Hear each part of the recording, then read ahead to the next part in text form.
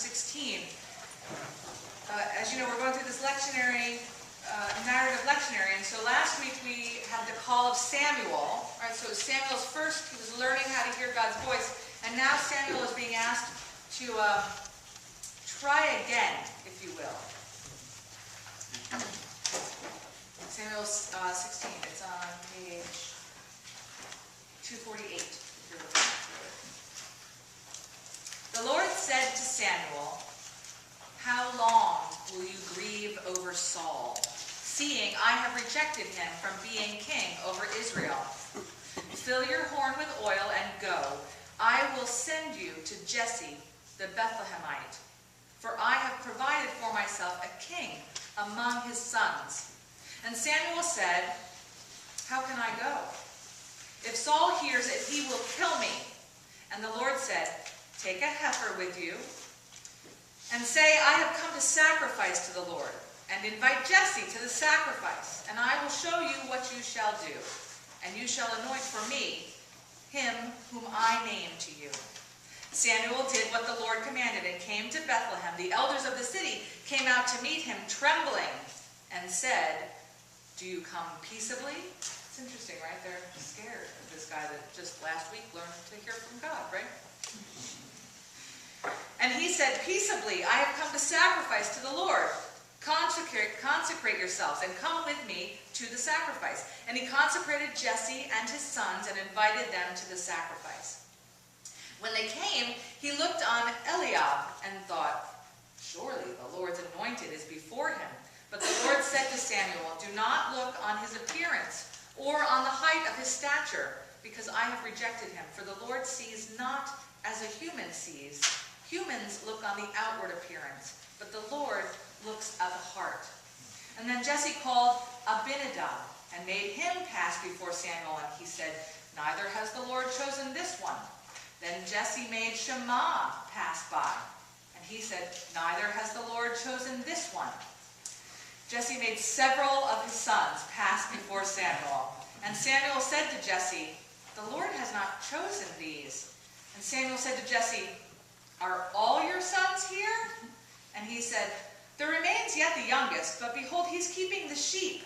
And Samuel said to Jesse, "Send and fetch him, for we will not sit down until he comes here." And he sent and brought him in. Now he was ruddy and had beautiful eyes and was handsome. Although remember, God definitely said the outward appearance doesn't matter. And the Lord said, "Arise, anoint him, for this is the one." Then Samuel took the horn of oil and anointed him in the midst of his brothers, and the Spirit of the Lord came mightily upon David from that day forward. And Samuel rose up and went to Ramah. Our second passage comes from later in David's life. Many of the Psalms are attributed to King David. This is Psalm 51. It's often the psalm we read during Lent. So this is also one of the great things, I think, of the narrative lectionary. It's forcing us to read texts in times of the year when we don't normally read them. So if you would indulge me, I'd like to read from verse 1 to 14. So it's still on page 492, I believe, of your Pew Bibles, if you're following. Psalm 51.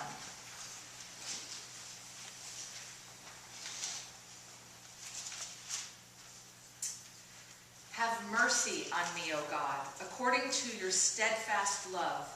According to your abundant mercy, blot out my transgressions. Wash me thoroughly from my iniquity and cleanse me from my sin. For I know my transgressions, and my sin is ever before me.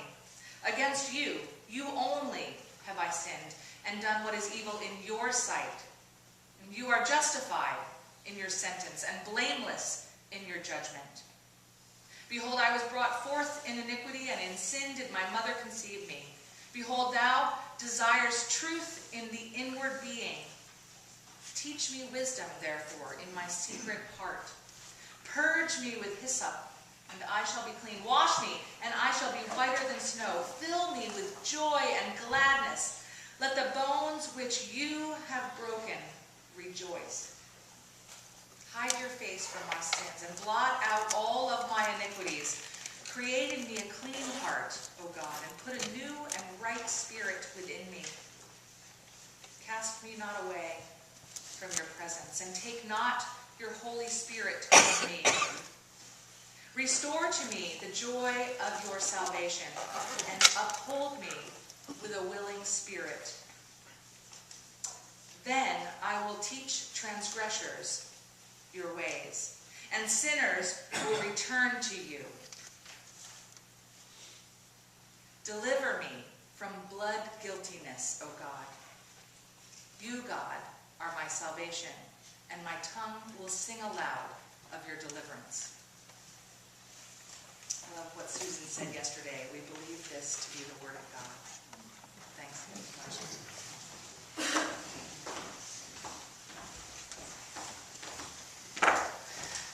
Give me 1 second while I ask Kelsey to do something.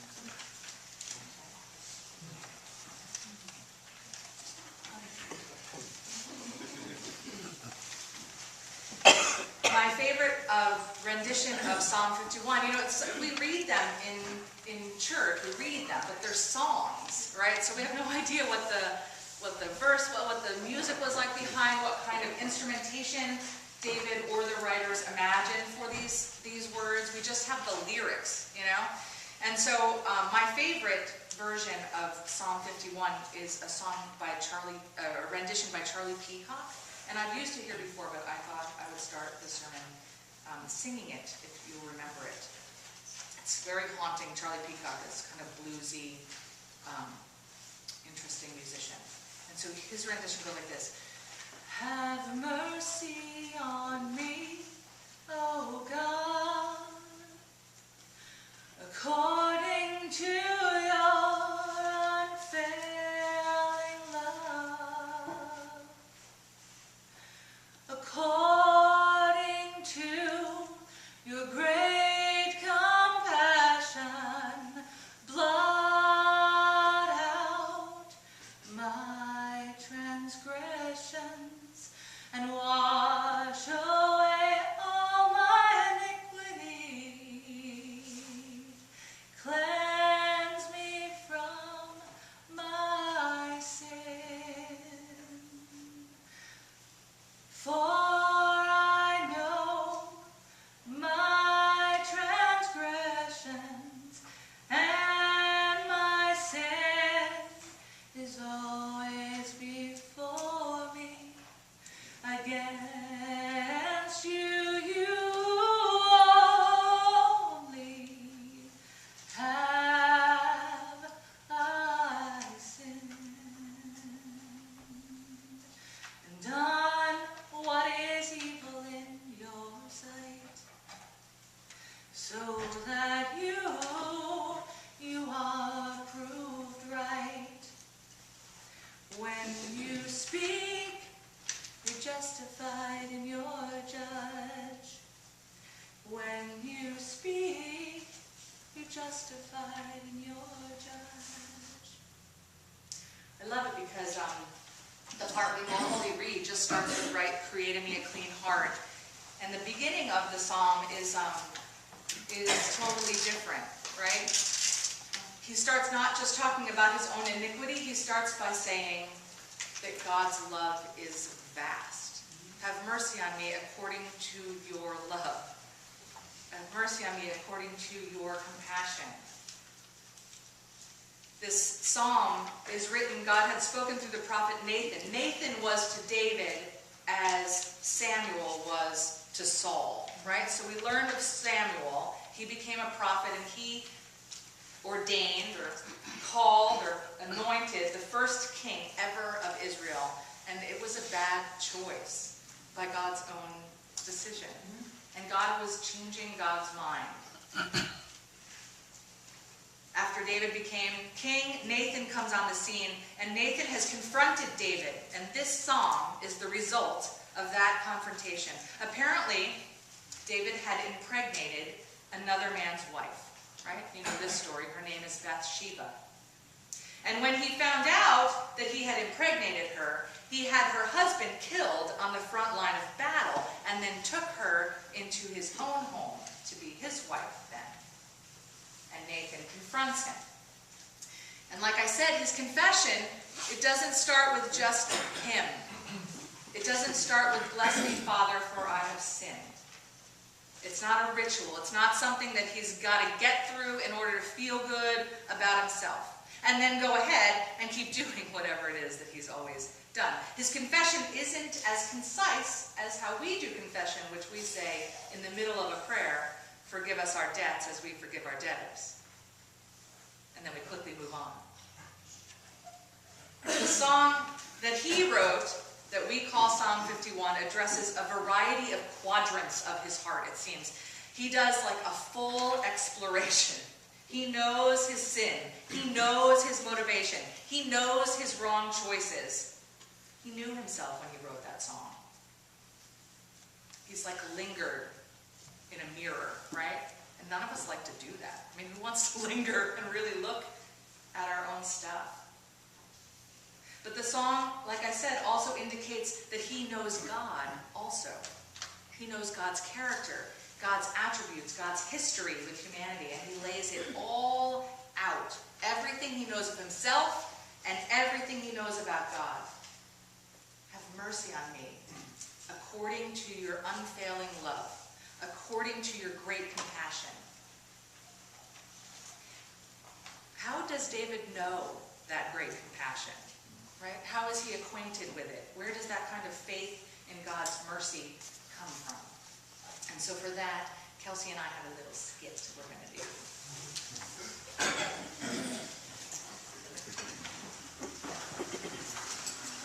Sit on the thing, it's not face each other.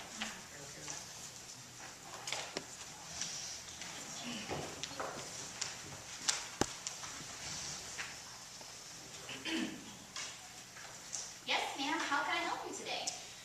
Well, after much consideration, I've decided to install LOVE.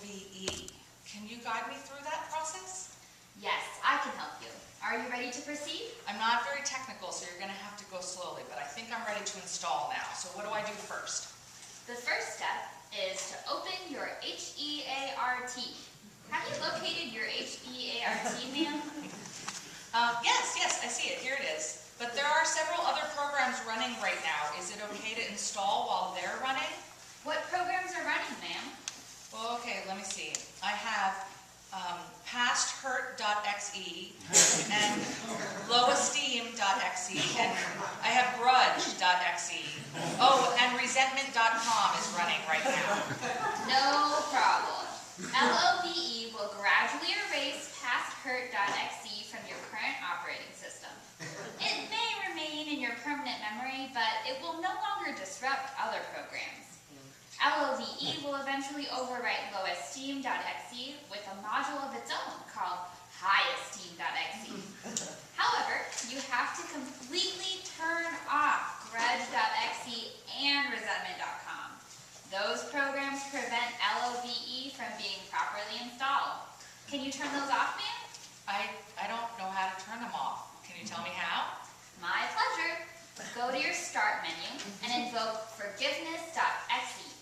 Do this as many times as necessary until grudge.exe and resentment.com have been completely erased. All right, let me try it. All right, so go to Start. Ooh, I see it. Okay, forgiveness stuff. All right, it's going. Okay. It looks like LOVE has started installing itself automatically. Is that normal? Yes, you should receive a message that says it will reinstall for the life of your HEART. Do you see that message? Yes, I do. Look, is it completely installed already? Yes, but remember that you have only the base program.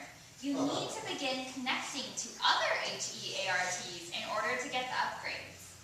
Ooh, there's an error message already. What should I do? What does the message say? It says error 412, program not run on internal components. What does that mean? Don't worry, ma'am. That's a common problem. It means that the LOVE program is set up to run on external HEARTs, but has not yet been run on your HEART. It is one of those complicated programming things, but in non-technical terms, It means you have to LOVE your own machine before it can LOVE others. So, what should I do now? What do I have to do for that? Can you pull down the directory called self-acceptance? Okay, let me look for it. Oh, yeah, I see it. Yes, I have it. Excellent. You're getting good at this. Yeah, I don't know that I would say that, but thank you. You're welcome. Click on the following files and then copy them to the My HEART directory. Forgiveself.doc. Okay, hold on, wait. So I'm copying files and then putting them in a directory called My HEART. Okay, I see the directory. All right, what's the first document? Forgiveself.doc. All right, I see that. Done. Realizeworth.txt. Okay. And acknowledgelimitations.doc. Oh yeah, okay. There it is, yeah. The system will overwrite any conflicting files and begin patching any faulty programming. Also, you need to delete verboseselfcritic.exe from all directories. And then empty your recycle bin afterwards to make sure it is completely gone and never comes back. All right, got it. Hey, my HEART is filling up with new files. There's a smile.mpeg is playing right now on my monitor, and it shows that peace.exe and contentment.com are copying themselves all over my HEART. Is that normal? Sometimes. For others, it takes a while, but eventually everything gets downloaded at the proper time. So LOVE is installed and running. You should be able to handle it from here. One more thing before I go. Yes, what's that? LOVE is freeware. Be sure to give it and its various modules to everybody you meet. They will in turn share it with other people, and they will return some similarly cool modules back to you. Okay, I will. Thanks so much for your help. Is there anything else I can do for you? No, that's it. You were very helpful. Thank you. All right, I hope you have a great day. You too. Thanks.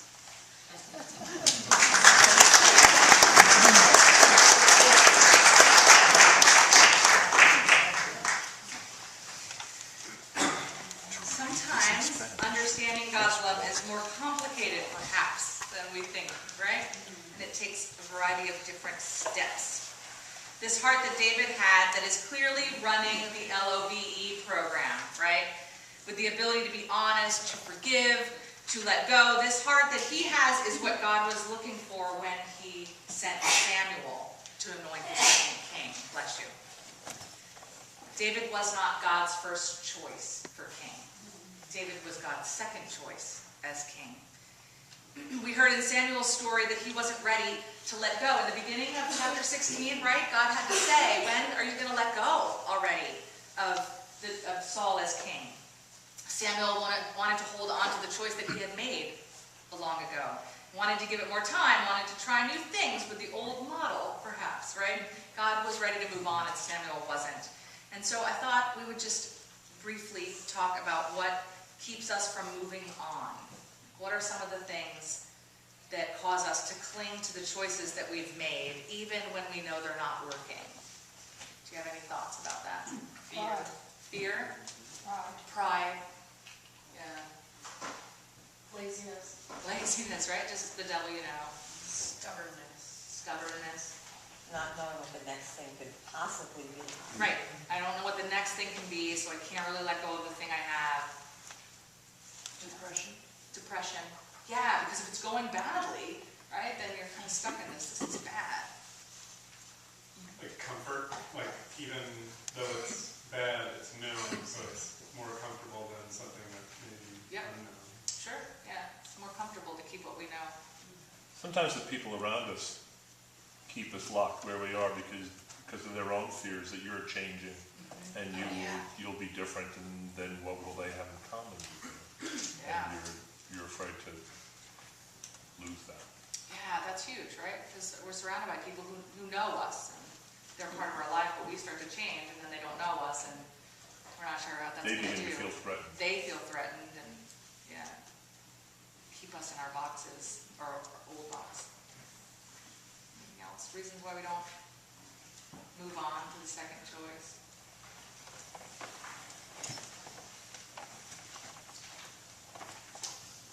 Moving into the second chance is about, I think, acknowledging who we are, but also acknowledging who God is. right? That's what David's prayer is. Confession isn't just about me and what's happening or what I did. Confession is about me moving into a second chance. Believing something about God. It's essential to believe that God gives second chances for me to assert my confession. I'm fascinated at this point in the lectionary, really, right? That we've gone through these people and their relationships with God, Abraham, and then we have a little bit of Jacob, with Abraham and Isaac. We have Jacob believing that God goes in and out of heavens and earth with the ladder, right? And then we jumped to Samuel. Is that really true? Right? Like we're just like running through the scriptures, right? So we have God speaks, but there's mentors now to hear God's voice better. And then this week we have God changes God's mind, right? So we're starting to see, like, that's the thing I wanted us to see, is kind of a broad stroke of the scriptures, the arc, the narrative arc of the scriptures. And by this point, I'm intrigued by the humanness of the people that God calls, and I'm really grateful for the second chances that God gives. That God didn't create with the intention it would never change. That God did not set a trajectory in order and then cling to her or his choice, right, tightly and say, we're not going to deviate. We're just going to keep Saul. He's making me crazy, but we're going to keep him anyway because I called him, right? Like that God really cuts losses when necessary and moves on. And my prayer for us is that we would find the kind of love we need in our lives, right? That lacks verbose self-critic and past hurt and low esteem and grudge and resentment. We would find some way to delete those files in our lives. And those files will be replaced by things like peace and contentment or smile. And that love we would understand to be true of God. And we can make it true of us. To love ourselves. Because God's mercy is really unfailing. Right? According to your unfailing love, according to your great compassion, blot out my transgression. It's about God's love, not about our transgression.